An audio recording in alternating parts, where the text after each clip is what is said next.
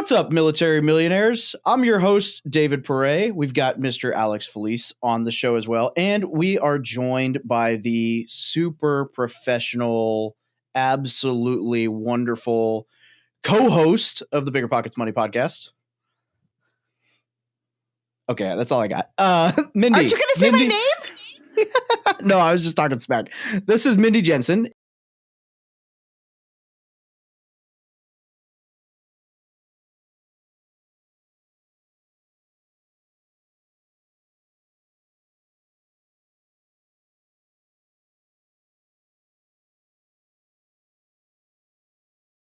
Welcome to the Military Millionaire Podcast, where we teach service members, veterans, and their families how to build wealth through personal finance, entrepreneurship, and real estate investing. I'm your host, David Pere, and together with my co-host, Alex Felice, we're here to be your no BS guides along the most important mission you'll ever embark on, your finances. Vehicle 1, you're clear to depart friendly lines. Roger, Vic 1, Oscar Mike. Hey guys, if you're looking to take your investing, business, life, or just yourself to the next level, then I have something for you. The War Room Real Estate Military Mastermind Group is a mastermind group that meets weekly in small groups of 5 to 6 people to help you hold yourself accountable and really experience that growth. But we also have a monthly guest speaker that we bring in, and we've had guest speakers that talk about mindfulness, taxes.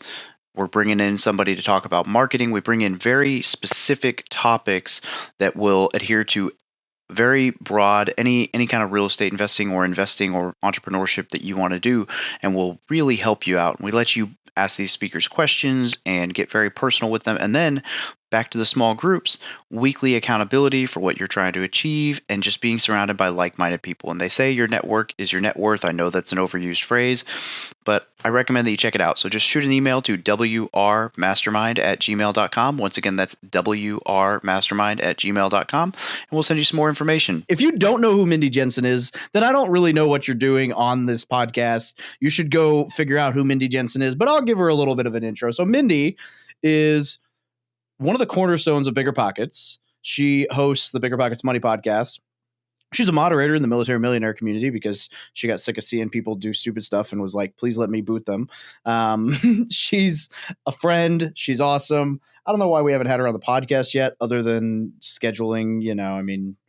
She no-showed us a week ago, and then No, Alex no-showed a week ago. I was ready. I know. Anyway, so we wanted to have Mindy on the podcast because we like Mindy, and here we are. And that's the intro you get, Mindy. You're welcome. Well, I really wanted you to say she's super professional and then hold on a sec so I could go like this. Part of the reason that I wanted to schedule an afternoon recording is so I could have a beer while I recorded with you guys. If I'm going to talk to Alex Felice, I'm going to need a beer. I should have worn my Alex Felice is my best friend t-shirt and I didn't. You have 2 of them. Alex has made me doing? 2 t-shirts that say Alex Felice is my best friend. And they're lovely. David and I made a commitment to enjoy the show and take it less seriously this year. And you are the direct manifestation of that. I thought you were going to say, David and I made it a commitment to enjoy this show with you, Mindy. Like it's going to be some hardship. I'm fabulous. Am I going to see you next week at the Bigger Pockets rookie event? I'm not sure yet. I'm babysitting that whole weekend. Okay, I'll be there. I have weaseled my way in from a Bigger Pockets super fan to a prolific Bigger Pockets forum poster to a Bigger Pockets real estate show guest, episode 301, to a Bigger Pockets money show guest, blogger, and now somehow I am like the event photographer, which I love. And turns out, how did you do that? You guys don't know how to hire good people. So, no, they know how to hire awesome people. They hired me. And I was like, hey, this dude Alex is giving really great information in the forums. I'm going to reach out and say, hey, we should be friends. That is how Don't you you and I remember became 100 friends. years ago? Yeah. I do remember. I actually posted that. I don't think I made it in Bigger Pockets Wealth magazine. I wrote this long story about how like I just became part of the the BP infrastructure, and it was Because just of me. it's a testament to networking. But Let's I'll be at talk the BP. about networking, because Mindy, networking is amazing.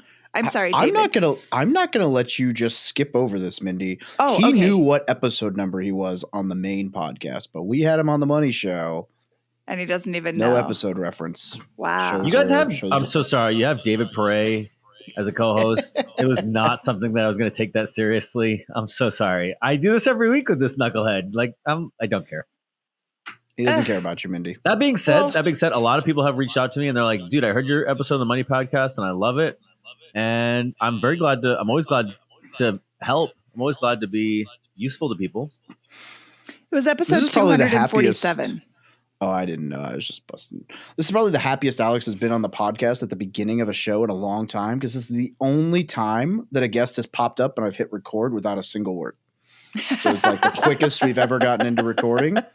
And Alex is always busting my chops for like 15 minutes, because I'm like trying to brief the guests, and Alex is like, fuck it, let's roll. So Alex looks like he's reading the news or something. Are you going to pay attention to the show, Alex? No. Why would I? Wow. Because I the talked to you guys- military millionaire community deserves your attention. You know what? Our Mindy- last guest in the show said that this was one of the best shows that he's part of, and it's because we provide enthralling, entertaining dialogue. And so I'm basically done for the day. I win, so I don't need to pay attention to this conversation. You didn't even say anything. You what? Oh, is that Mindy, your what's- contribution? Not saying anything? Okay, fine. Hi, David. It's lovely to see you. I'm so glad to be on your show. Thank you for having me today. Oh, this is Alex's show now. I'm just here for the ride. Alex's show. Dude, sometimes he lets me do the intro and like the downloads skyrocket. Boom. Yeah, and Alex knows that too, because he can see the analytics with no login info. Is this just shit talking Alex? Because yes, I am. No. here for It wasn't that. intent. I've been trying to get to the Mindy. Tell us a little bit about your story and how the hell did you even get into real estate? But we haven't got to that part yet because, well, I'm not going to cut anyone off from shit talking Alex and I, so that's fun. Okay, well, I don't want to shit talk you because you're great. I will shit talk Alex all day long. However, you asked me a question. How did I get involved in real estate? So let's go back to the beginning. I was born in a small town in Southern Illinois. It was called Beardstown. Look at you guys are beards. Okay, so I was born in Beardstown, Illinois, and then I moved. And I moved and I moved and I moved and I moved and I moved and I moved and I moved and I moved times up to, I think I'm in my 28th or 29th house right now. No, it sounds like I'm a military brat, but I am not. I was a corporate brat, and we just moved around a lot for my dad's job that wasn't military. Although he was in the military, he was in the Navy. But that's not why we moved. So we moved a lot, and I went to 3 different schools in 2nd grade. And I used to be super shy. Can you believe that? I used to be super shy, but now I'm not anymore super because shy. So I believe it. Yeah, really? How did you get out of it? I moved 57 times. No, you go first. Okay, well,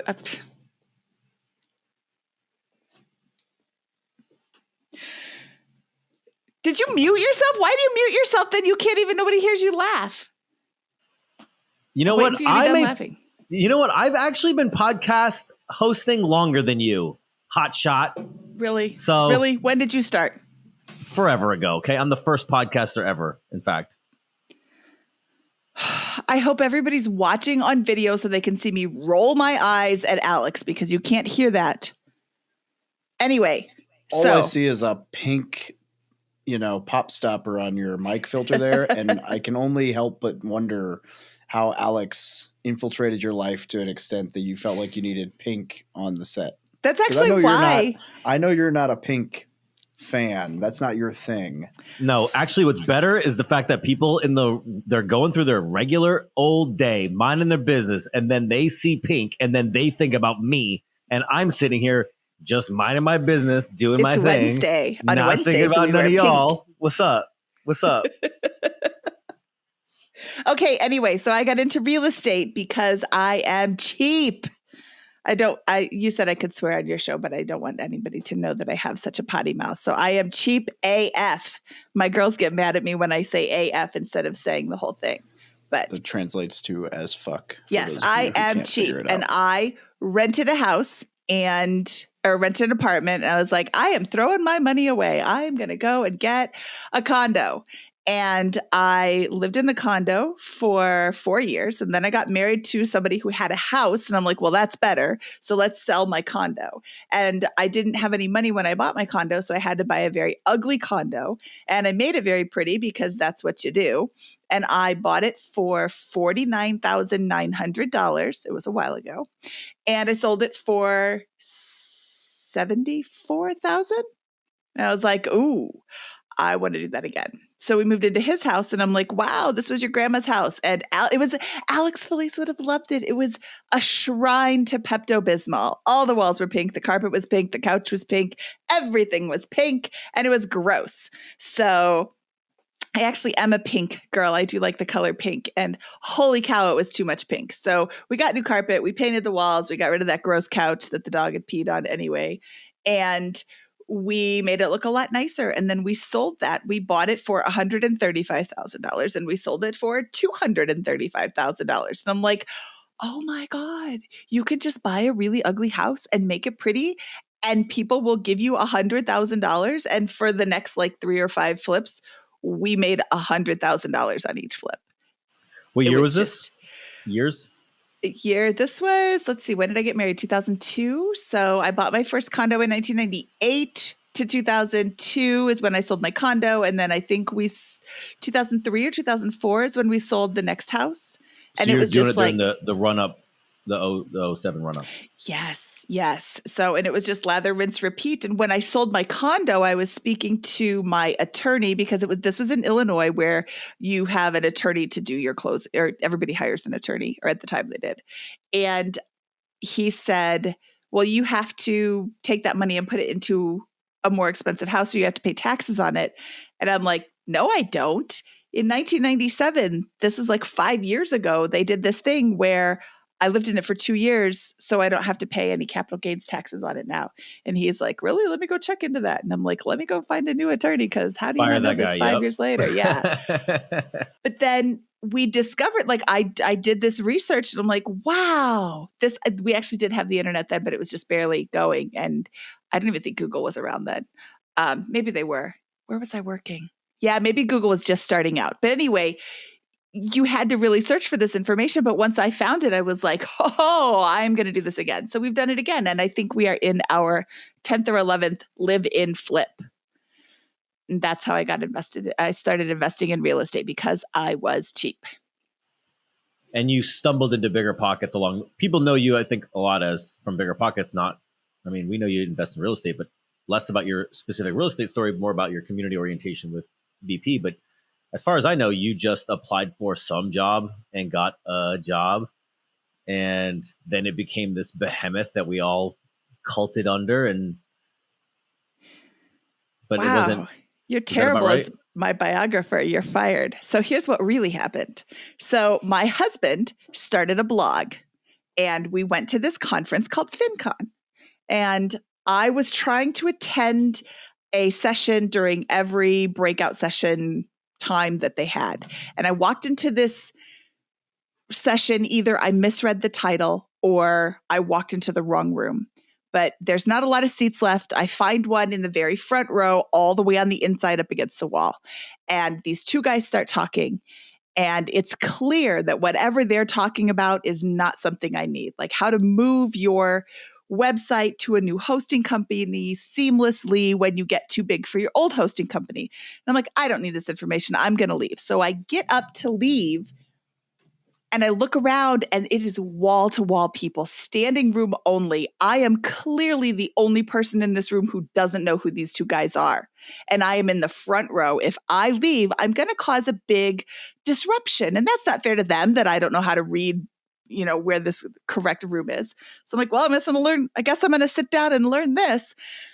So I started listening and they're like, blah, blah, blah, computers and whatever and blah, blah, blah. real estate. And I'm like, wait a second, I like real estate, blah, blah, blah, blah. We have a website where people talk about real estate online. And I'm like, no way. Nobody talks about real estate in real life, because if I tell Alex about a deal, he's going to go steal it from me. It's super competitive. Like, real estate is kind of full of douchebags sometimes. So Dude, I just want to pause on that real quick and like I talk about this on the show a lot lately, the emphasis about how much the culture has changed over the last few years about, even like, especially 10 years ago, but even less than that, where real estate was not nearly as popular. It was not well talked about. It was sort of taboo still, especially after the crash. And the information abundance wasn't available yet. So it was like niche and sort of weird. And now it just feels like if you say something about real estate, people are like, oh, well, yeah, I either want to get in or it's the most popular thing in the world. It's very interesting to see how much it's changed in quite a short amount of time. this was 2013. It wasn't that long ago, but it was a really long time ago.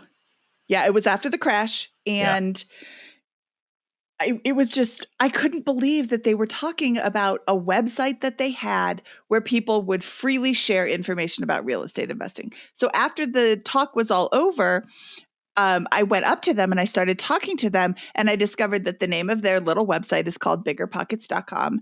And I was super excited. I started going on the website and I'm like, I can't believe this exists. I'm so excited. I have found a place, and I'm a stay-at-home mom with 2 kids. I'm like, I don't have any business being on this website because I've got things to do, all day long. I've got stuff. But when I had time, when the girls were napping, I'd jump on the website and be like, ooh, what can I learn about today? Or what can I talk about today? And for the longest time, I didn't make an account because I thought they were great big scam artists, like, make an account. We promise we won't charge your credit card. That was a wink for those of you who are listening. And finally, somebody said something or I don't remember what it was, but I was like, I don't care. I will dispute this charge with my credit card. I have to respond. So I made an account. They didn't ask me for my credit card. I jumped in and I started talking, and people started talking back to me. And I was like, this is so great. I can't believe people want to talk to me about real estate. Like, I'll be driving around in the car with my kids. I'm like, look at that house. Can you believe they want $469 for that? Or like whatever. And the kids are in the back seat. We don't care, Mom. And like, nobody in my real life wants to talk about real estate, but here's this place that I can go where I can ask questions and I can give my advice and I can share my experiences. And it was this like aha moment. Oh my God, I found my tribe.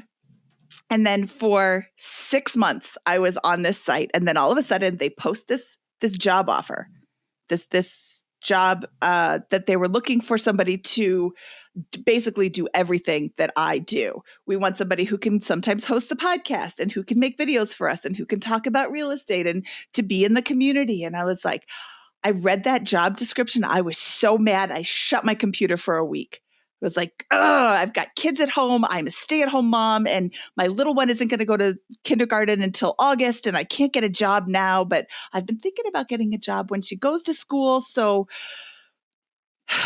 maybe they'll wait for me. So I looked up again, and somebody had asked, how long is this job open for? And this is like, looking back now, what a stupid question. How long is the job open? Well, until it gets filled.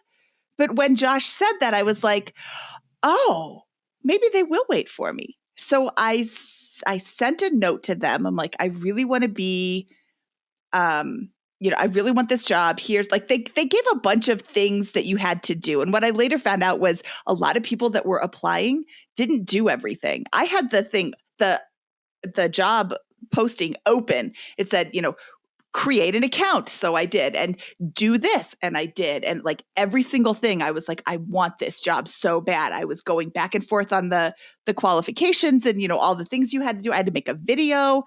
I recorded a video, and this damn plane started flying overhead. And it's one of those like twin otter prop. I don't know, but it makes a lot of noise. And I'm like, are you kidding me? I have 5 minutes to record this. And that's what you're going to do, this stupid plane. But anyway, so I submitted all of my stuff, and I swear within 30 minutes, Josh Dorkin called me. And he's like, hey, I want to interview you. Let's hop on a Zoom call. Or no, it was Skype at the time. He's like, let's hop on a Skype call. And I'm saying to my husband, because he's a tech person and I am not, I'm like, how do you use Skype? So he sets me up.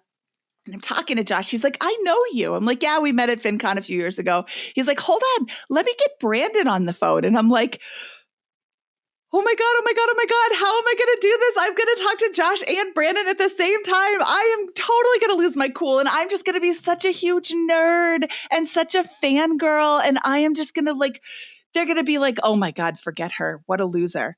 And then it turns out that I was the best ever and they hired me. And now the rest is history. I used to be the sheriff of the forums and now I host the Bigger Pockets Money podcast and I make videos for their YouTube channel and I talk about money and I talk about real estate and I'm living my best life. And I can answer a question in 27 minutes. I miss forums. I did all of the early internet friend making in my life on web forums, and they're basically, as far as I can tell, mostly gone now. And the Bigger Pockets forums are still there. Don't say that. Yeah, but it's not the same. In fact, they even changed the style to look like the Facebook groups. Well, so sorry. So some of that was how did they say it? We had some tech debt that we had to fix. Like we just had some old stuff that wasn't being supported anymore and we needed to change it. But that's not the front end. And, you have to change with the times. I'm sorry, Mr. Alexander the Great with your 1970s I love Bigger sweater Pockets. I'm on. not complaining about Bigger Pockets. I'm just nostalgizing. It's not a real word. All right. No, All it's right, not Mindy. the word. I got the question that everybody actually wants to know. Uh-oh. As the person who has moderated the forums in Bigger Pockets longer than anyone else, how in the hell do you exist there and not have all your crap deleted? Oh, that's very easy. You follow my rules. My site, my rules. Okay, I'm just laughing so because I have like 2,500 posts on Bigger Pockets and almost none have ever gotten yanked. And they even asked me I'm a moderator on the board still, actually. Yeah, so I was just messing you're around, just but a I've definitely had soliciting stuff pulled. sleazy snake, David. That's the problem. Just follow the rules. They're not that hard. Oh, is this a personal question? Are you using a podcast episode to get answers to your personal questions? Okay, David. So here I are know the what happened rules. with me. I'm just laughing because I see you in there all the time yanking stuff. We consider looking for or offering products, properties, services, education, books, yada, yada, yada, to be advertising. The forums do not exist for Alexander the Great to go out and find deals and find partners and do all of this stuff. The forums exist to share information. So if Alex wants to know the answer to a question, he should ask the question. And if David has the answer, he should share the answer without adding, oh, and by the way, I can help you because I'm an agent and I have a referral system across the nation and I can get you an agent anywhere you need. Just email me at david@davidpere.com or whatever your email address is. There's ways to answer questions and there's ways to be sleazy promotional. And if you've ever been on a forum that isn't moderated, you know instantly and you leave because it's ads and spam and garbage. And it can feel like we are being very heavy-handed, and we are.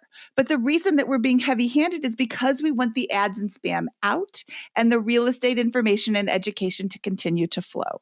And when Alex comes in and says, hey, I have a really great answer to your question. Here's a link to my blog. Even if his blog isn't selling anything, it's still self-promotion to his blog. So we'll pull that or we'll edit it out. Just share the information. There are a lot of people that are read-only members. They make an account and they never post ever, but they're in the forums and they're reading all the time and they're gathering information. So when you share information without being promotional, then people start to realize that Alexander the Great is somebody who has a lot of real estate information, and maybe they will check out his profile. Now, in your profile, you should absolutely be promoting the heck out of yourself. Give me your email address, your phone number, what you do, what you're looking for, how I can help you, and how you can help me. Because if I'm going through the forums and I keep seeing Alex commenting over and over again with great information, I click on his post and he happens to be in whatever Carolina he lives in, and he's an agent. Oh my goodness. I need an agent in that Carolina. I never remember which Carolina he lives in. I'm sorry. Can we stop naming states the same?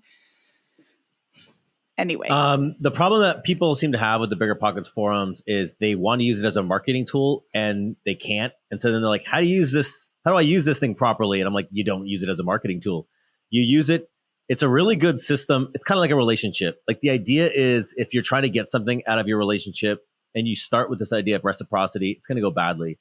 Instead, you invest selflessly into it, and then you sort of let the universe work itself out. And if you do a good job of being selfless, then the universe will work itself out in your favor. And so if you go in there and you're like, how do I skirt the rules to be promotional without seeming promotional? And I see people do it all the time, and they like try to like do generic posts that don't really break the rules, but I can tell they're trying to do it as a marketing tool. And so sometimes they do that, but they don't really get engagement because everybody else can see right through it too. Yeah, and it doesn't really generate organic conversation. So the Bigger Pockets forums are extremely easy to use and interact with if you approach them the way that, like as a community, which is what it's been great at. My favorite 90-something% of my real life friends are from Bigger Pockets, and that forum, I love that forum. But I don't use it as a marketing tool, so I have zero problems. Yeah, David, I love it. I always. Oh yeah, I've got over 1,000 something posts on there too. The only things I think that I ever really got slapped on the wrist for, ironically, it was always Mindy too. Was I would constantly, or not constantly, but I would say things like I'd answer the whole question and be like, hey, if you got other questions, feel free to shoot me a message, and they'd be like, boop, or I'd answer all the questions and then I'd throw my phone number and be like, if you need anything, whatever. And it was never like intended that way, but it would be like flagged, and I'm like, oh, that's right. Yes. See, even if you're my friend, I will still slap you down on this site because it is my site and my rules. And I am not here to make friends. I am here to keep the real estate information and education flowing. And if you need specific military advice, you can go to the Military Millionaire group and they will give you specific military advice. However, I want to go back to the very top of that. And Alex said this, give without any expectation of return.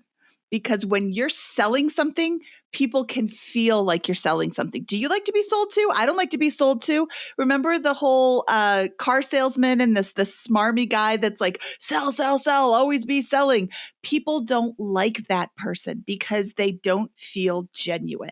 Now, I first reached out to Alex Felice because he gave real advice. It wasn't necessarily what the person posting wanted to hear, but it was absolutely what they needed to hear. That's basically my entire existence. Yes, but like I don't need anybody to sugarcoat, oh, I've got this tenant and they're not paying rent. Oh, I'm totally sure they're going to pay next month. That's not helpful.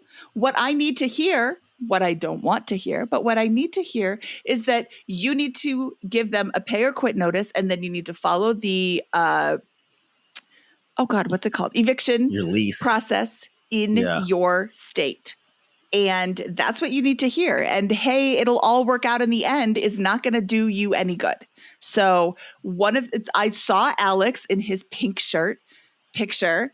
I wasn't even wearing pink yet. That was like You were. You know what's so funny? No, you had a dress shirt. You had a pink striped dress shirt on. I remember it. That's why I reached out.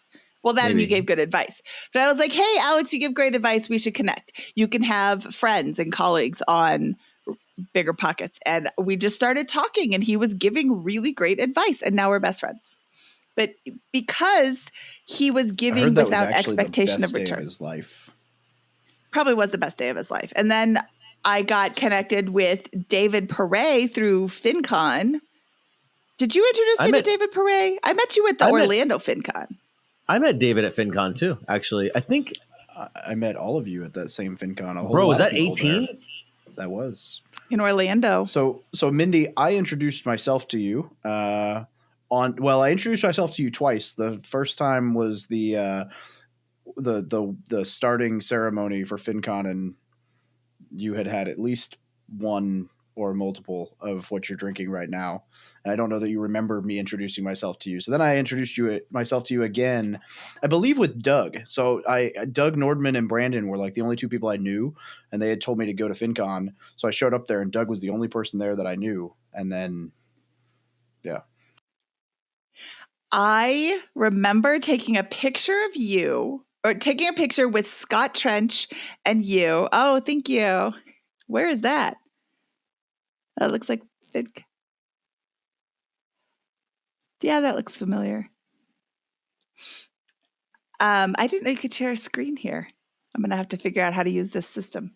The button that says share on the bottom. Oh, look at that! She was just figuring out how to learn Skype. She was just getting the hang of Skype, and then they went and changed everything on her. Then we went to Zoom. Now we do it in Riverside. But yeah, you came up and introduced yourself to me and Scott, and we all had beards, and we took pictures for Brandon because he had a beard. My beard doesn't grow in very well. That's right, because I had just recorded my first and still only on the main show as a newbie investor. And so I had bought this pack of like fake beards. And when I realized Brandon wasn't going to be there, I was like, well, I'm just going to take pictures with the beard and tell him what he's missing. And then I saw you and Scott and was like, this is super weird, but we're going to take this photo. I still have that photo somewhere. I have that photo all three too. Of us wearing fake Brandon beards that we sent him.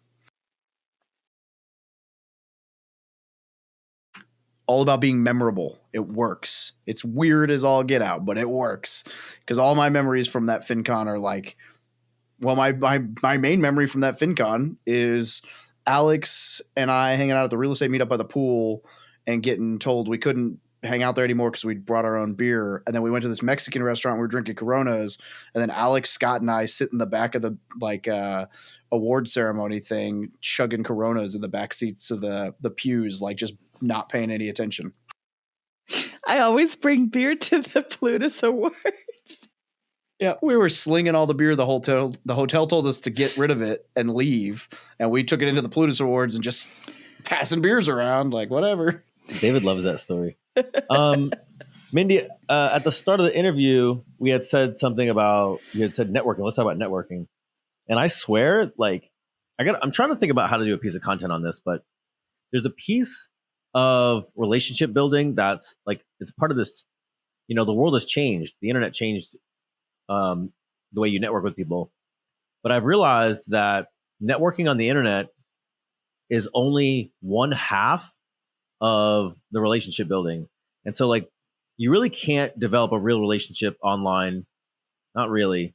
And it's really hard to it's inefficient to hope you meet the people in person. And so it really requires both. And conferences, this is why I love conferences, because what they let you do is you gather all your internet friends and you go see them in Denver once a year or whatever it might be, or Orlando. And so networking with people online is really, really valuable. But then finding that time of the year where you're going to go see them in person, really like, it's like having a fake internet friend that you could talk to for years. And it's like not meaningless, but it's like Schrodinger's friend. It exists, but it also doesn't exist. It's not a real relationship. As soon as you meet that person in person, 4 years of back and forth on the internet just became real in a heartbeat. And now you're like, oh yeah, we've been friends for 4 years. We just met today. But so I say all that to say, like, for those looking to network, like it takes both pieces. Yeah, you should go on the internet. You should make friends with people online. Dude, I made friends with Jay Scott, actually, and Dorkin. Like, I don't know Dorkin. I talked to him on the internet. And then, I've only met him in person once. But Jay Scott's the same way. I talked to Jay Scott for like 5 years, never met him. And then I ran into a conference one time. He's like, dude, we're friends. And now we're friends. And so you can reach out. The internet gives you access to almost everybody. And so you can reach out. Mindy and I talked for that message you sent me was in like 2013 or 14. I was just learning real estate. My friends and family were telling me I was crazy. They're like, yo, don't you know that thing bankrupts people? You better watch out. It's the opposite of how it is today. They're like, now they're doing the thing. Oh my God, real estate only goes up. So it's fascinating to see how short people's memories are. That's really but it doesn't matter. Point is, we talked for probably, if that was 13 or 14, and then we didn't meet till FinCon of 2019.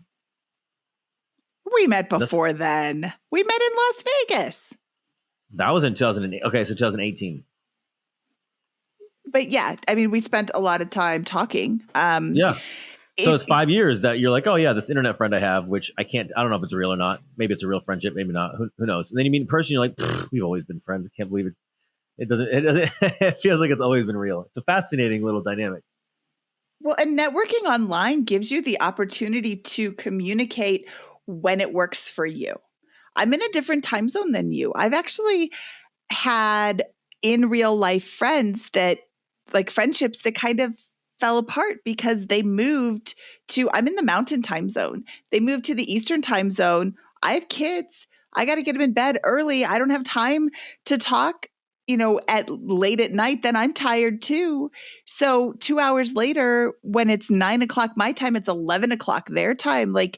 But when I'm online, I can send an email whenever. I can chat on Facebook whenever, and they can respond when it's convenient to them. And yes, I can do that in real life friendships too. That was probably a terrible example. But like when you're cultivating a relationship, it's, when it's new, you're still trying to learn about them, and you're, putting your best foot forward. And here's my super funny side. And, I'm meeting people at the end of June that I've been cultivating relationships with online for a while. There's this big run in my city. I'm running. I hate it. But several people around the area are coming to do the run, and then they're going to have a barbecue in my backyard afterwards. And that'll be a lot of fun. But yeah. You guys are both idiots. Thank you. You guys are both super nice. Avid runners who hate running. I'm not an avid runner. Shut your mouth. Why are you going to join a running group? I'm not joining a running group. I am doing one run. It's a 5K. It barely counts as a run. Oh, yeah. But okay, everybody else is doing the run, so I have to run too. So sorry. Only David's an idiot. Yes, David's an idiot if he hates running and is going to do, you're going to do an Ironman, dude. That super sucks. That's swimming that sucks and running that sucks. I hate running. It is my worst discipline, and therefore it is the most painful of the three. And so, yeah, it's not that I hate running. I don't like 5Ks. I don't like fast paced sprint. I prefer go on a 12-mile run slowly. And you can run a 5K slowly. I know that from firsthand experience. Yeah, but then you don't. But that's not long enough to get into flow state. Dude, I don't want to get into flow state. I like the mental clarity I get on long walks or long runs or cycling. But the other thing with networking, and we're talking on the online thing, I've made a ton of friends through, Instagram, Bigger Pockets forums, all these things, because like what Alex said, if you're producing content or answering questions or giving whatever, and people find that helpful, they reach out to you. And so I've made a ton of connections over the years where I put a piece of content out or answered a question and people came to me. And a lot of times that happens at the conferences because they're like, you're that guy, or you answered this, or you did this. And I have no idea, which is always kind of awkward because I'm like, do I actually know you? But I mean, I've made tons of connections that way and it's been super valuable. Dude, the lurker aspect of social media is grossly underestimated. And so in 2019, was it Bigger Pockets 2019? That was the redo, the first one. It's midnight. You guys are closing on that bar. I was hammered. A drunk Scott Trench walks up to me. I knew Scott, but I didn't know Scott. He walks up to me. He looks me straight in the eyes. He's gives you that 10-second stare. He's going to tell you something, but he's formulating thought. He's like, "Who is Asian work wife?" Which was which was this meme joke I had about some coworker who happens to be Asian. Fantastic human being, one of my favorite people. I used to tell stories about her on Facebook. And I'm like, dude, Scott and I, we had never talked really before, or very, very little. And I was like, I didn't think he knew who I was. Never mind. Paid attention and then like had this idea and then never said anything. And then you see somebody in person and that's when it comes out. And that's the weirdest thing about the internet is when somebody like, I don't want to say anything to you on the internet, but I'll say something to you in person. That's a fascinating dynamic because the social risk is far higher in person. You got to look somebody in the eye and like either, it's like asking a girl out. It's like easier over text. But it's harder to do it face to face. Right. But the amount of people that I don't know come up to me in a conference and they're like, dude, I love your whatever. And I'm like, hey, I'm very thankful. I'm grateful that you find me useful. Also, it's, as the years goes by, they're like, yeah, I've been following you for 4 years. And I'm like, please just say something earlier. It's too far now. So I talk about Alex Felice a lot. I talk about you at the office. I talk about you at home. Shut up. I said something the other day and my kid, I happen to know like 27 people named Alex. I can't even say 27 guys. I know a lot of women named Alex as well. And I said Alex and my kids are like, Felice? I'm like, in this case, yeah, it was Alex Felice. But yes, Alex Felice comes up a lot. I cannot stress it enough. I appreciate that you are not selling. There's a lot of people that I know about the same time that I met you, that I don't follow on Facebook, that I actively don't communicate with on Bigger Pockets because all they're doing is selling all the time. They are incapable of having a conversation without promoting whatever their latest thing is. And that gets old so quick. I don't want to hear about all the things that you're doing unless I ask about it. I'm excited for your successes. That's great. But don't sell me all the time. Let's just have a conversation. If you're trying to sell me, I just instantly think you're smarmy and gross. And you have so much to overcome when I think you're smarmy and gross. This works really well for my personality because I don't have anything to sell. So I could just be me. And so people who dig that gravitate towards my personality because it allows me to be very free. Because I'm like, oh yeah, you didn't like what I said? You can't hurt my bank account. I don't care. Well, you have something to sell. That being said, I don't have much to sell. And so that does hurt my bank account. But you have an investment. You have investment opportunities. And what I like about that is you will say, hey, I might have an investment opportunity coming up. If you're interested, I can send you more information. That's your sales pitch. And then if I say, you know what, I'm tapped out this month, you'll say, okay, cool. I'll let you know if I have any more. Or, if I keep saying that, you get the hint and you're like, hey, Mindy doesn't want to invest with me. But I will ask you because you're not salesy, because I have spent this time cultivating our relationship. I will ask you, do you have anything coming up? And you'll be like, yeah, I've got this thing. And I'll be like, hey, give me some information. Or, hey, at the end of the year, I'm selling a syndication, so I will have money. Let's talk. You've got something coming up. I'm excited for it. Not only am I excited for you, but here's where the networking comes in. I was at dinner with somebody a couple of weeks ago, and she talked about the same type of thing that you're about to invest in. And I was like, oh, dude, I have the hottest opportunity in real estate right now. It is coming hard. I'm excited. It's going to be a few weeks this summer. I've got people who are interested in it. And when I said to this person, Scott Trench happened to be at the dinner that night too. And I'm like, oh yeah, Alex Felice has this thing coming up. And Scott heard your name and he's like, oh yeah, that guy's really awesome. And Scott, being the CEO of the company, is now validating to this person who sort of knows me, but not really, validating to her that you're a great person. I am going to, once you ever send me that document, Mr. I never sell anything. Sometimes you got to be a little salesy. When you send me that document, I'm going to forward it on to her. And I'm going to say, hey, remember at dinner, we were talking about this. This is the proposal. I just wanted to share it with you. If you're interested, I can introduce you to him because it's for, well, I think she's an accredited investor. So do you have to be accredited or know you? Well, you're going to have opportunities for both.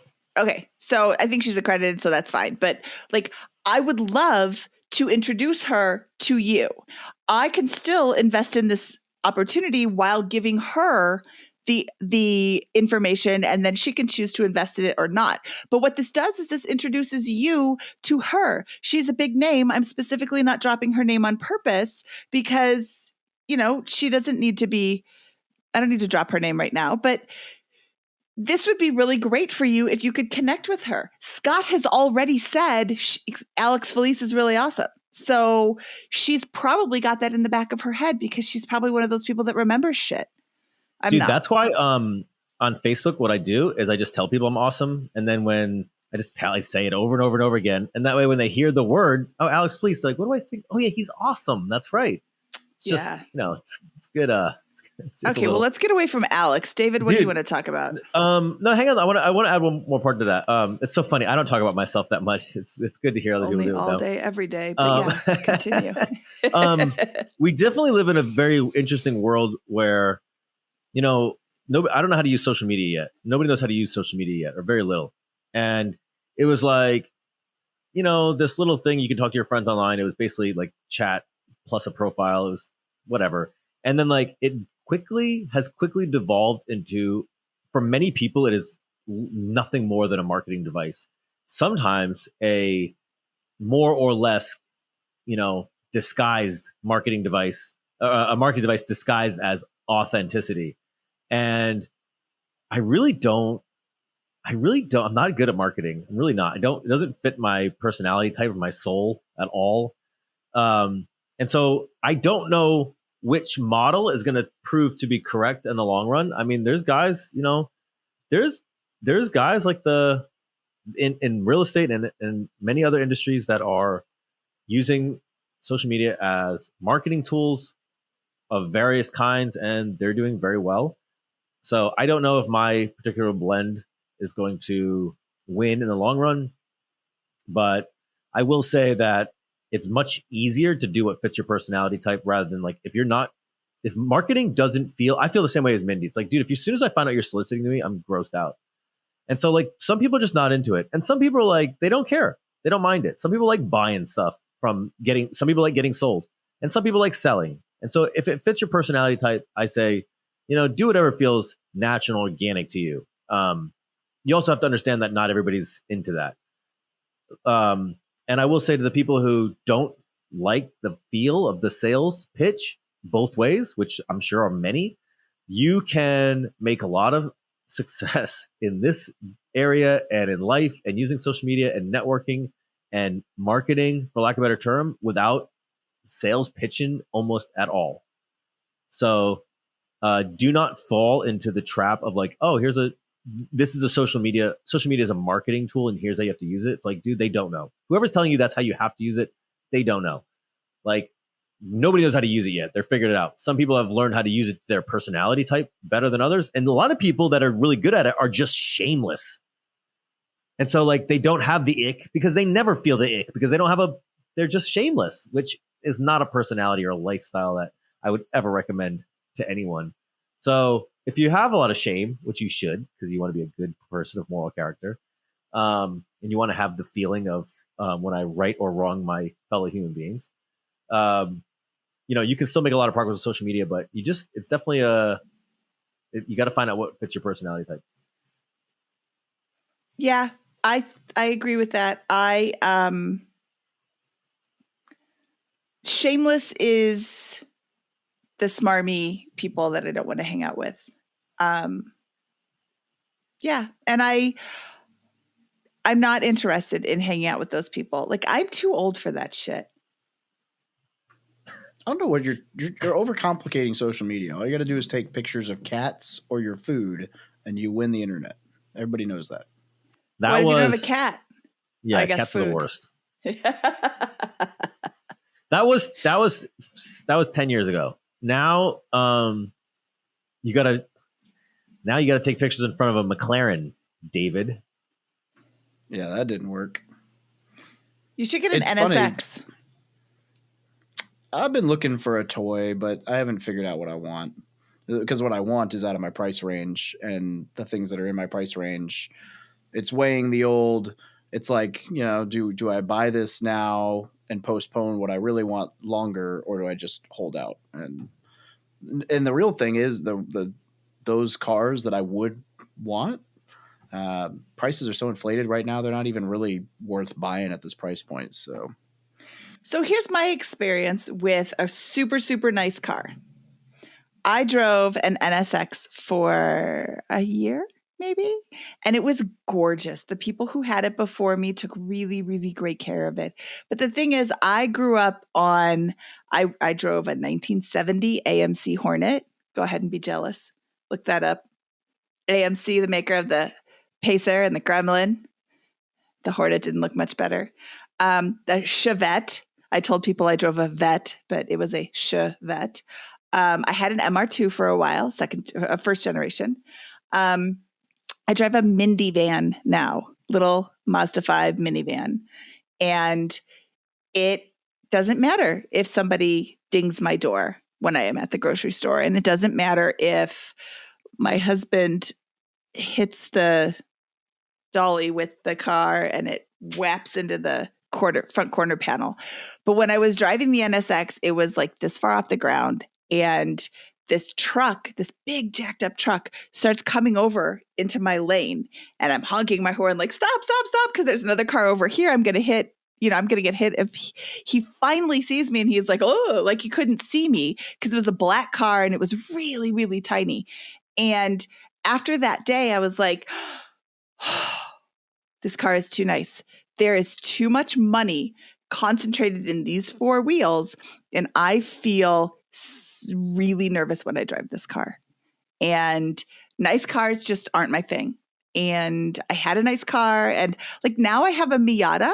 That's my fun car. But if my Miata gets crushed, I can go out and buy 57 more Miatas. Like they're a dime a dozen. My NSX was one of, shut up, Alex.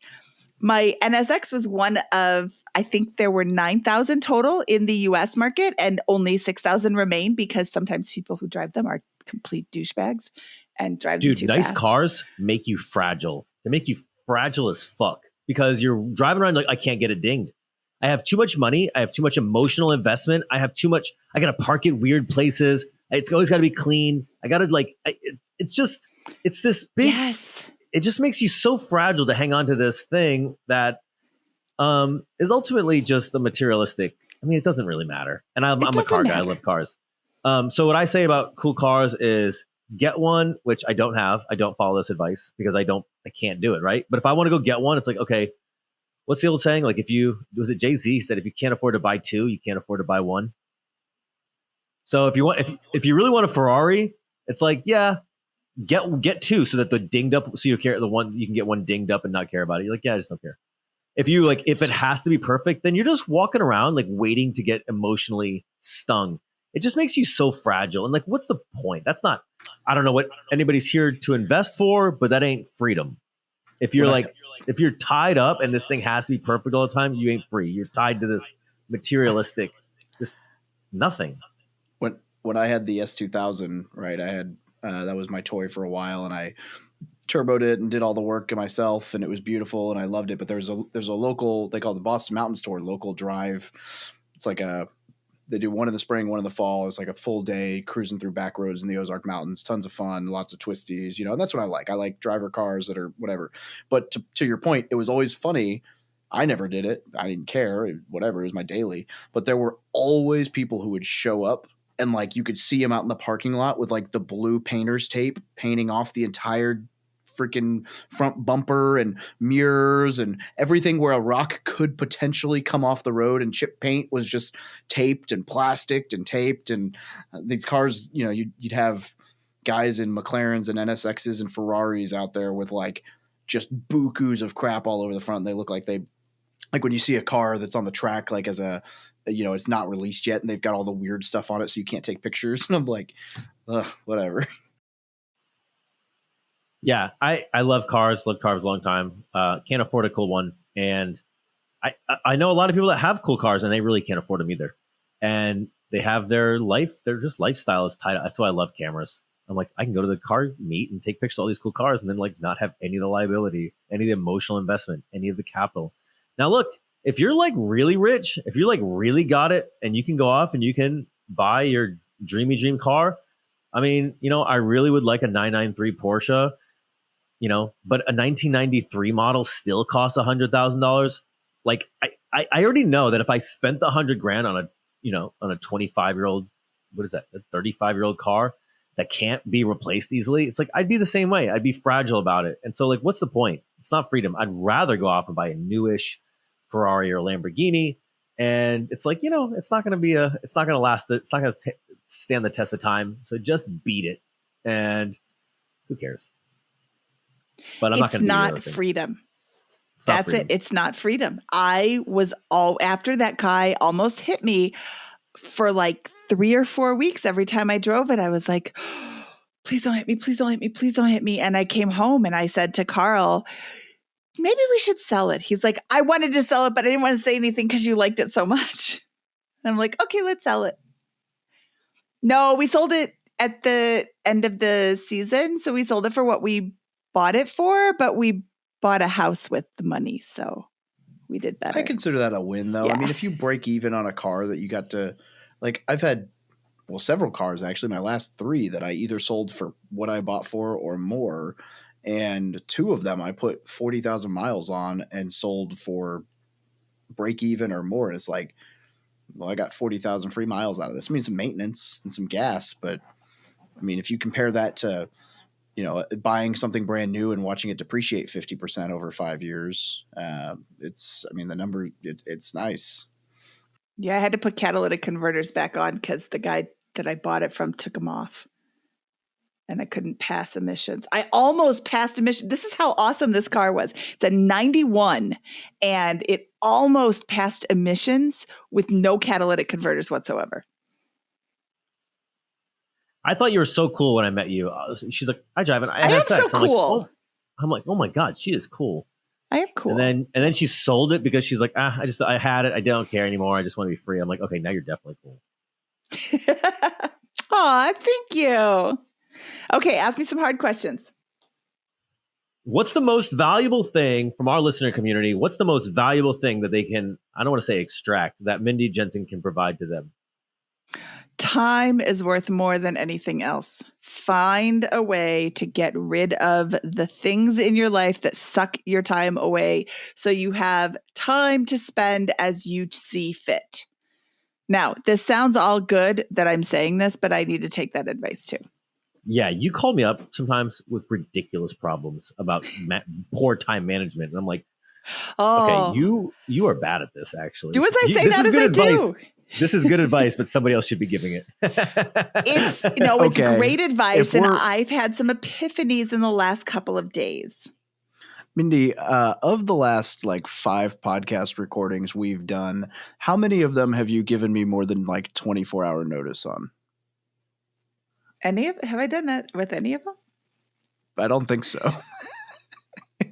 I was on the phone with John right before we recorded. He's like, dude, she called me like 2 hours ago and wants to know if I can record tomorrow. And I was like, yeah, I didn't know we were recording tomorrow either. That's just how she rolls. You guys are both jerks. You guys both get paid Bigger Pockets contributors to be on a podcast together. And then you come on this show and I'm here and I'm the only idiot on this show that's not getting paid to podcast. Wow.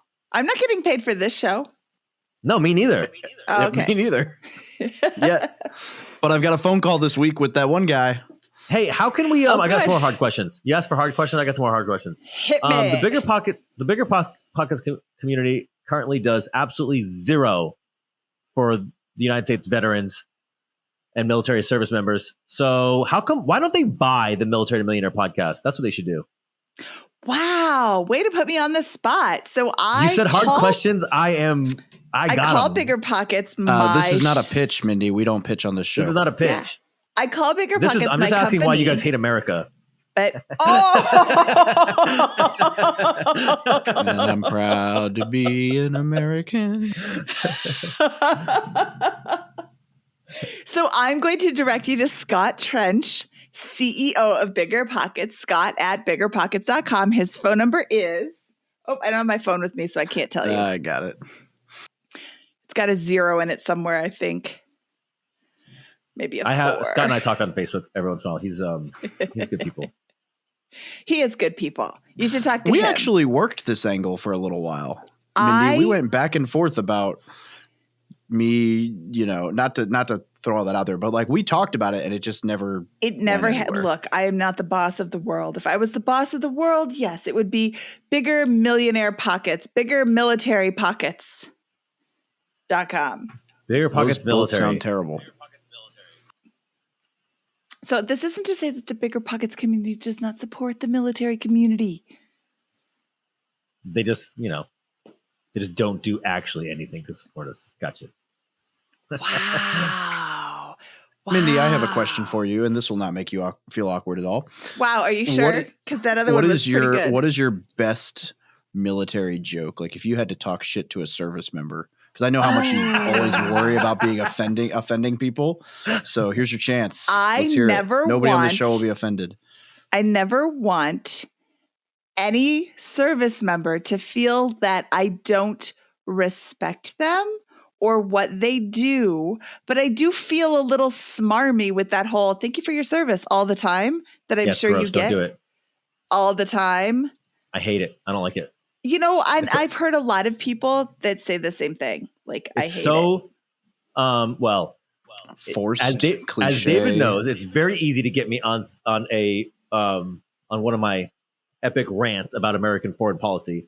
But we did this fetish patriotism thing in the United States where we had everybody go up and they, thank you for your service. Thank you for your service. And I'm like, dude, we invaded 2 countries that we shouldn't have.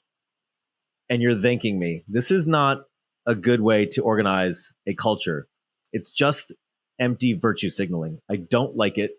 And then what it does is it puts me, and I'm sure other service members, not to say that other service members feel the same way I do about foreign policy, but it does put us in a position where it's like, now I have to say thank you to you.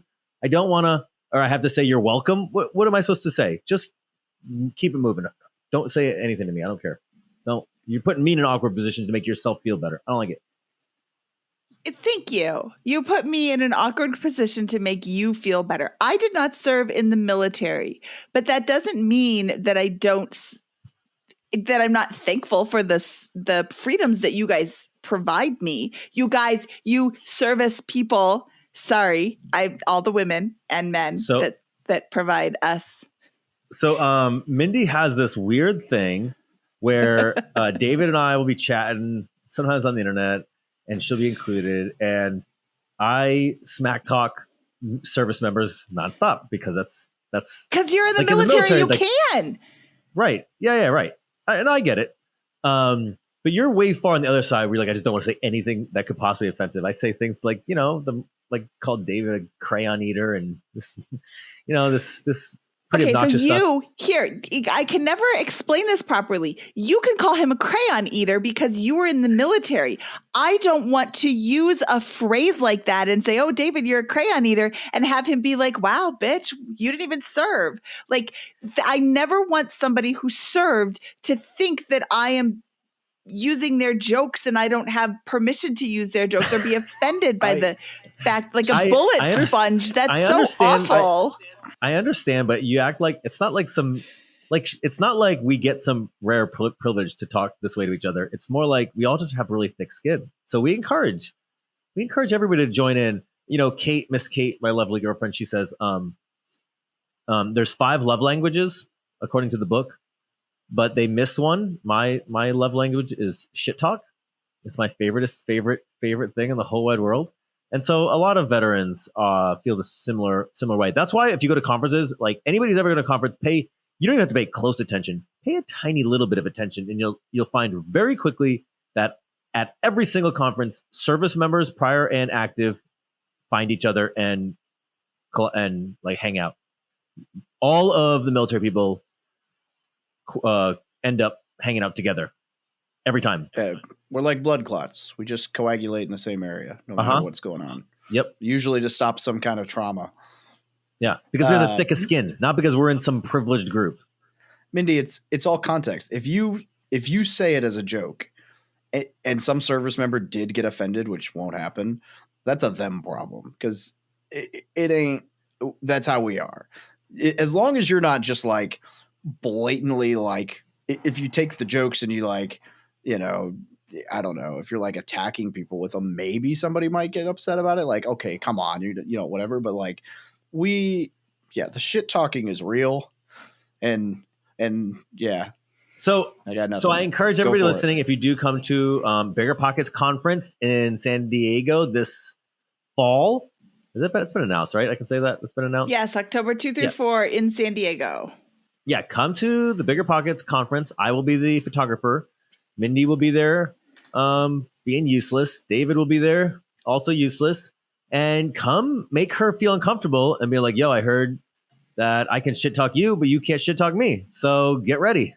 Oh, if you're going to bring it, no, excuse me. If you're going to shit talk me, I'm going to shit talk you back. What does Army stand for? We will also be wait. What is wait? She's here. This is what I've been waiting for. What does Army stand for? A recruiter misled you. Oh God. Yeah. The joke, Mindy, is ain't ready to be Marines yet. I like that one better. Ain't ready to be Marines While yet. we're on the topic of Bigger Pockets event in October in San Diego, there will be unofficial military, millionaire, and or veteran meetups every night at whatever bar is in the lobby that we can drink until the latest, because that's what happens. So. I will be there. So my good friend Shelby, we go to conferences and I don't go to, look, everybody does conferences differently. Some people like education. I can't do formal education, classroom style education. Can't do it. Couldn't do it in school. I can't read it. I definitely don't want to hear it. I can't. Look, I already know everything. Okay. I don't need somebody else to tell me something they think they know. That's crazy talk. Okay. So I just can't do sit down formal education. I have to learn in my own way. And so I go to conferences and I go to basically 0 breakout rooms at every conference I go to every single time. I haven't been to one in a couple of years. I just go to shake hands in the lobby, and we call it LobbyCon. And so this year, Shelby and I got posters made for LobbyCon, and when we're going to be at Bigger Pockets Rookie in Denver in 2 weeks, we have our LobbyCon posters and like hashtag LobbyCon hanging out at the bar. And so come find us in San Diego. We'll do the same thing in October, and many others. I will be there too. LobbyCon. I will have actual responsibilities though at BPCon. Me too. I'm working. Not as late as we'll be there. That is true. We'll I turn into a pumpkin at 9:30. Last year, John and I stole the Beardy Brandon cutout and ran through New Orleans filming videos of him stalking me. It was great. Oh, that was at like 1 a.m. I have those pictures. And then I lost John at the bar with Alex and some other people and had to walk back on my own with Brandon's cutout because John was like, woo! And I think it was like Alex and Scott. And I don't know, I got lost. I was like, all right, I have a flight in like 3 hours. I'm going to bed. I am. Oh, ew. Yep, there's me with the cutout stalking me. If you're watching this on YouTube, you just got a real treat. The full Instagram reel is on my social medias to the Pink Panther theme song. The best part of running through downtown New Orleans with that cutout was that I was carrying it like halfway down Bourbon Street, and Brandon was on the other side of the sidewalk as I'm like nonchalantly carrying this 6.5 foot tall cutout of him through Bourbon Street. Like, hey guys, don't mind me. I was very sad to miss BPCon last year. My daughter tested positive for COVID right before I was supposed to get on the plane. And then it was Monday through Wednesday, and Tuesday I tested positive. So if I had gone, I would have been the super spreader there. So I'm glad I didn't go. Well, luckily for you, somebody else was the super spreader there, so you don't have to worry. I'm sure there was. COVID's over now, so we don't have to worry about disease ever again. Yeah, it's true. I hear I get to fly with no mask tomorrow, so I'm kind of excited about that. You do get to fly with no mask tomorrow if you choose to. I choose to. That's fine. That's your choice. I didn't get the vaccine, so I had to wear a mask as well. You didn't get the vaccine? No, I'm saying I did not get the vaccine so that I would continue having to wear the mask. I got the vaccine so that I would not have to wear the mask. Okay. Yeah. So I'm going to not wear the mask. I'm in the military, Mindy. I'm still technically in the reserve. So yeah, I had to get it. I was going to say, I thought you got the vaccine. But I actually got it the moment it became available because I was like, well, I'm healthy. I'm not worried about COVID. I'm healthy. I'm not worried about the vaccine. Which one of these will allow me to just go about my day and travel freely? Oh, option B, vaccine. Cool. Yeah, and give me a shot. That didn't work out for me, but it sounded good at the time. It is what it is. For all the swearing, we probably just got this show flagged on iTunes by using the COVID word, or YouTube. It's probably going to be non-monetized. Ooh, the C word. Explicit is whatever, but Mindy, what have we missed? Hey, we've been talking for an hour and some change. What's the money show about? Yeah, money. There we go. It's for people who want money. I'll solicit your show for you that you guys do without me. We can't have you on the show too. We would never accomplish anything. Tell our listeners who's the money show for. The Bigger Pockets Money podcast is for anybody who has money or wants to have more. We talk about money. So basically anybody. We talk about money. We talk about the journey to financial independence. We talk about the most recent episode that we released on episode 293 is about the ROI of grad school degrees. And surprisingly, 40% of them are not worth the money that you pay to get them. They have a negative ROI, meaning that if you had not gone, you would be better off. And we go to some pretty in-depth details with Preston Cooper, who is from the I gotta look him up. I can't remember what his company name is, but he is. Yes, he's on the internet. Shut up. Hold on. Of course, my computer is taking for flipping ever. Oops, that's not what I want.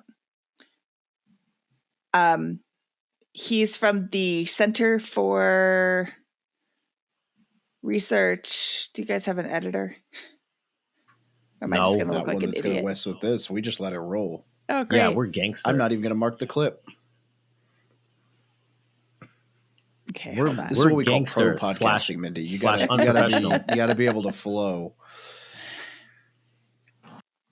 Okay, so Preston Cooper is from the Foundation for Research on Equal Opportunity. And what he did was study the ROI of something like 14,000 college degrees, grad school degrees, to see if it was worth it. And what it turns out is that most MBAs are not worth it. And a lot of... But when you're going to get your MBA, people say, oh, once you get your MBA, you'll make so much more money. Not necessarily. And a lot of those MBAs aren't worth the price of admission. But dental school is almost always worth it. Attorneys, being a lawyer, is almost always worth it.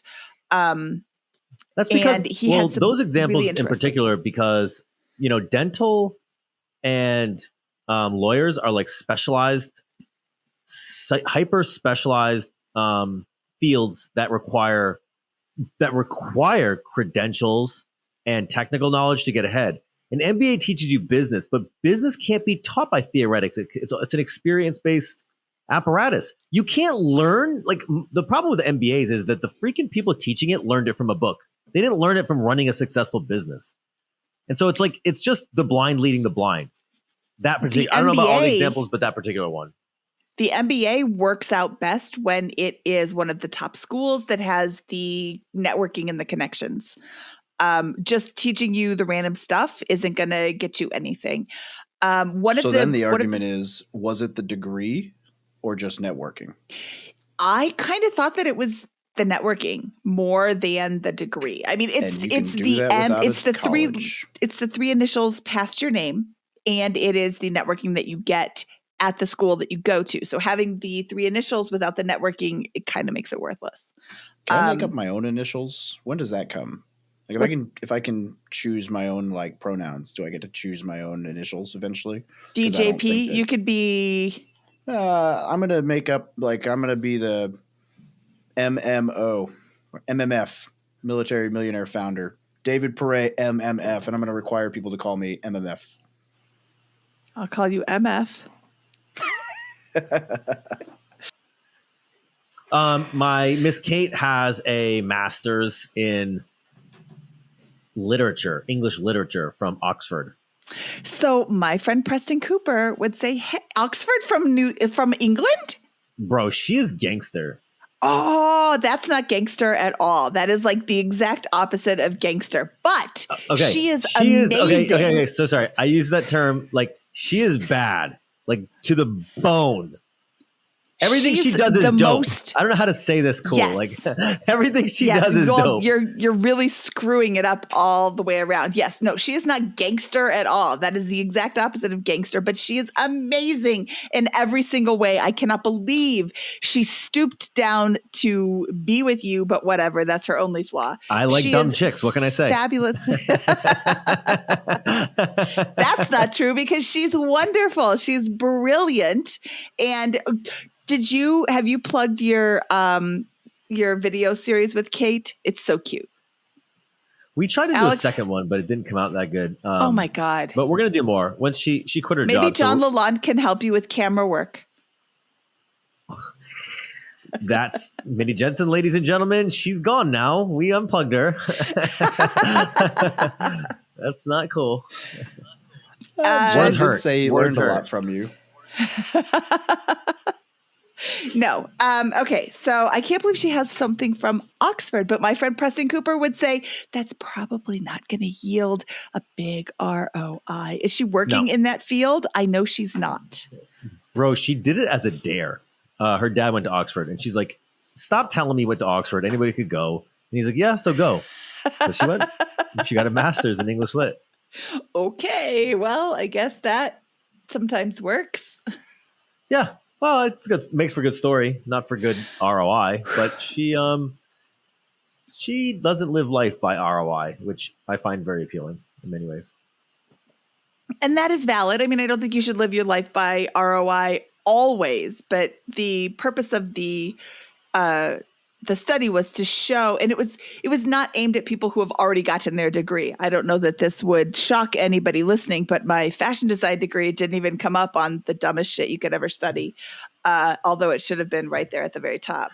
It was more for people who are considering going to college or considering going to grad school. Oh, I should get an MBA because everybody has an MBA. And then you look at the study and you're like, ooh, I can't get into Wharton or whatever the other big MBA schools are. I could get into like Bob's MBA school. Wow, that's really not going to help me at all. I'll just skip it. And that's who this was really aimed at. It isn't for people who already went to school and like, hey, look, you studied something dumb. Like that's not going to help anybody. That's not who it's for. I wanted to learn how money works. I was sick of being broke all the time. Broke is a choice, Alex. Well, I didn't know that yet. I had to invent it. So I said, I'm going to go learn how money works. How can I learn about money? Well, I'll go to school and learn about money. And so I went and got a undergrad in a bachelor's in finance with the idea that like, hey, look, if I go learn this money thing, then maybe I can figure out how to manage my money, which is not the worst idea. But you can go to Bigger Pockets Money Show and learn how to manage money. You don't need to go get a 4-year degree. Now the Army paid for mine, so like that's cool. But when I got there, I was like, this whole thing is a crock of shit. Now, look, I went to a cheap school. I went to a cheap school. It was a nice school, right? It was nice enough. They treated me well and everything, and they provided as much service as they could, I'm sure. But like the setup, the infrastructure was just so inefficient. I remember I'm like 30, right? I went to school late. I'm like 30, and my finance classes as a whole, I think, were like 8 weeks of a 4-year degree. I had like a couple of classes, like an 8 week, maybe not 8 weeks, but like 8 classes, right? So a couple of classes for 2 semesters, like not a lot of, basically 8 weeks worth of information. But I remember being 31 and taking like a music class because I had to satisfy a credit, what do you call it? Credit. And I was like, this whole thing is a crock of shit to get my, whatever it was, 20 grand a year, something like that. And it really didn't make me, I learned how balance sheets and P&Ls work, which is very important, but you don't need to spend $40,000 to understand financial statements or the time value of money calculations. So I can only imagine MBA is worse. If only we could bring back apprenticeships. I mean, there's still some out there, but that dude, model's SkillBridge. awesome. SkillBridge isn't. Well, the problem with SkillBridge is that it's people. Most of the people that I know that are using it are people that are learning how to run a business for the first time, and they're like, "I'll use SkillBridge," and I'm like, "This is the blind leading the blind. This is useful in many ways, but also but it's sometimes much more useful for the business owner than for the apprentice." Now, if you had those SkillBridge programs going to a company that's been in business for 30 years, go work for Ford. That's a good, like as a executive, like go learn, don't go learn how to build cars, but go learn how to run a business. That'd be good. Mindy, in my opinion. What's your biggest money mistake? I'm just going to steal all the Bigger Pockets money questions and make you answer them here. My biggest money mistake. Boy, how much time do you have? I have several of them. Not that much. I read when I was like 20, I read a statement that said, if you invest from the time that you're 22 to 30 and you never invest another dime, you will have more money at age 65 than if you start investing at age 30 and invest all the way through to age 65. And I read this when I was 20, when I could have taken action and could have had that 8-year chunk of investing. And I've done the math on a compound interest calculator, and it is astonishing. You don't have a ton more at age 65 when you invest just for those 8 years, but you have like $100,000 more just investing 8 years than investing 35 years.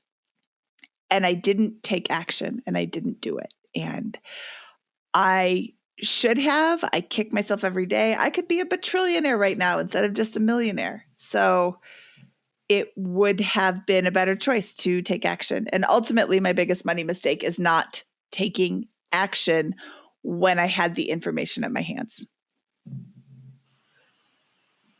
Yeah. My biggest mistake is starting too late as well. Or like not capitalized, like not even being aggressive, just like not doing sort of minimums. I didn't do anything. If you look at like the way my book is structured, I think it's the very first chapter, maybe the second chapter I think it's like the first chapter after the intro is about the TSP. And I put it there as like, look, if you're 18 and you're joining the military, if you could just put like as much money as humanly possible in your 401k right now, even if you only do it for 4 years, then you can go and risk it on the biscuit and do whatever, because you're at least going to have something in retirement. And it's like those years are infinitely more valuable than if you put in, but would I have listened at 18? Maybe, probably not. I would probably continue to get tattoos and go out on dates and do whatever. Do you have tattoos? So, she asked you a question, sir. Mindy, I thought we were, yeah, I've got like 5 or 6. I mean, I've only seen you clothed. Shocker tattooed on my chest. Are you kidding me? Really? Oh, that's so white trash. It was our call sign in Afghanistan. This is your co-host. That's this is so who trashy. you chose. Really? Shocker? I'm It was shocked. our call sign in Afghanistan. So, yeah, I've got one on calf, 2 on chest, 1 on arm, and 1 on back.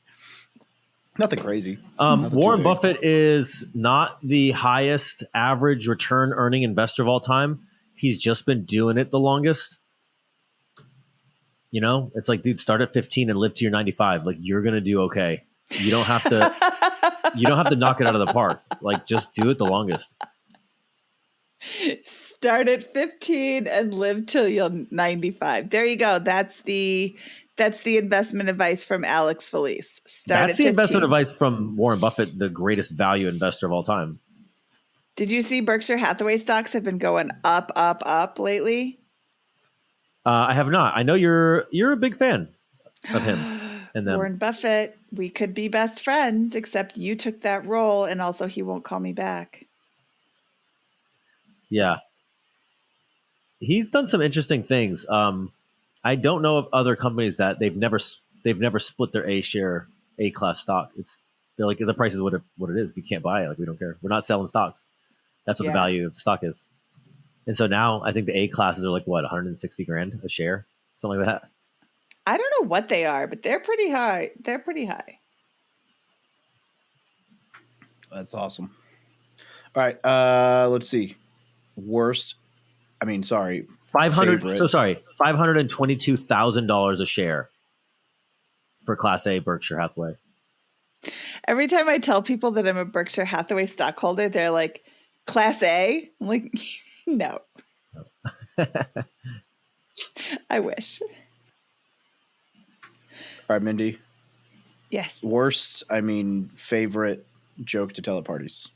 Whew. What does Army stand for? I gave you the answer to that.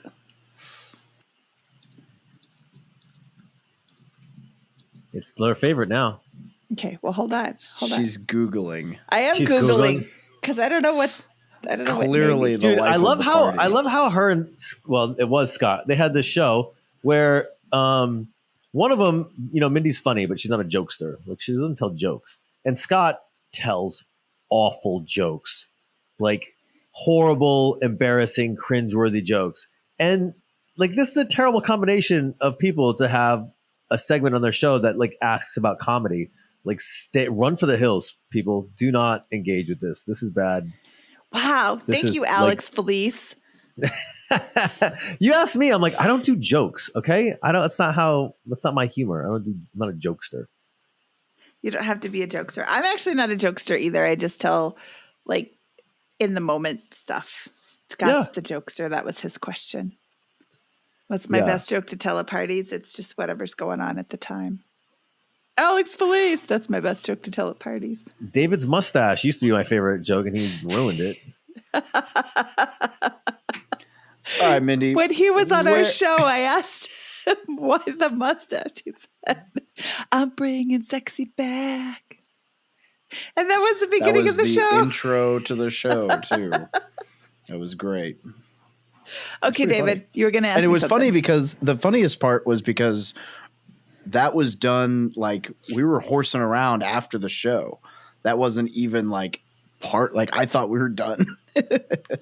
No, I was just going to ask where people can get a hold of you because we've been on this for 90 minutes. And as much as I'd like to keep talking, I have a flight to catch in the morning. I haven't packed. Ooh, well, people can find me at Mindy at BP, MindyAtBP on all the social media that matters. I'm not on TikTok. I'm not super active on Instagram because you got to do that on your phone and I have terrible eyesight. I am on Twitter, which is my favorite, or you can find me at Bigger Pockets. You can email me, Mindy@biggerpockets.com.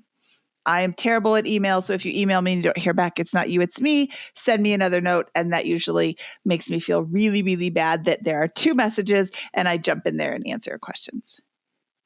Again, it's not you, it's me. I just get a lot of emails, but yes. Perfect. I would love to talk to you. Well, thank you very much for joining us. It's about time. Thank you for having me. I'm sorry that it took so long for me to get on your show. All of your recording times were at like 9 o'clock in the morning. I'm like, how can I drink at 9? Hey, now that you have been a guest on our show and you had a lot of fun, can you get us anybody good? Who do you good want? Guests? I know don't know. everybody. Yeah, I know. Who do you want? I don't know yet. Well, you got to give me a name. I'm just saying, like, Donald Trump No. and Elon Musk together, same show. Oh, yeah. Elon Musk and I go way back. 2012. we'll send you a list. We have a list of we have a wish list, but they're probably obscure. They're obscure military people, but we have a wish list. We'll send it to you. So obscure military people I don't necessarily know, but I can try. I know a lot of people who know people. Yeah, That's my superpower. I have a big network. yeah. I used to have. Well, I started to have a big network, but basically, it's just you guys nowadays. I love to connect people. So yeah, I wanna hook you up. Yay! Yay, okay, bye. The fabulous Mindy Jensen, dude. I'm so excited for BP Con this year. I really hope I see you at Yes. BP Rookie. And it sounds like my super in. I used to know a lot of people at Bigger Pockets, a lot, and now I know basically like 3 people. Turns out all of them are like getting promoted all the time, so it's working out really well in my favor. And I think it looks like Bigger Pockets is going to be doing more events, which I am it's deep in my wheelhouse, and I like shooting events, and so I'm going to weasel my way into more media positions, and I have some. I'm really excited. Well, if you do a good job with photography at RookieCon and BPCon, I bet you can weasel your way in there. Yeah. Do you know how We're to gonna use a start doing camera? video. Do you want to call John? Wait, what? And we're out. Thank you for listening to another episode about my journey from military to millionaire. If you liked it, be sure to visit FromMilitaryToMillionaire.com/podcast to subscribe to future podcasts. While you're there, we'd love for you to rate the show, give us a review on iTunes. Now get out there and take action.